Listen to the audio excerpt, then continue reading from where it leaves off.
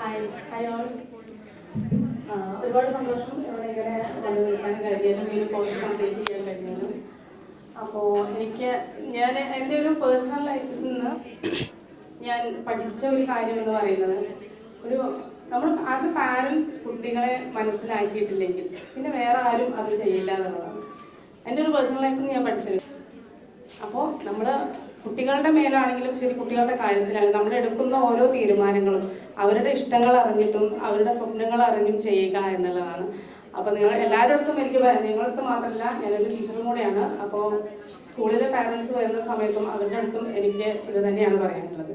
പിന്നെ കോഴ്സിനെ കുറിച്ച് പറയുകയാണെങ്കിൽ ഇപ്പോൾ ഒരുപാട് ഡിപ്ലോമ കോഴ്സസും ഗ്രാജുവേഷൻ കോഴ്സസ് ഒക്കെ ഉള്ള ഈ ഒരു കാലഘട്ടത്തിൽ ഒരു 3 months കോഴ്സ് പറയുന്ന സമയത്ത് ഒരു ഷോർട്ട് പീരിയഡ് ആണ്.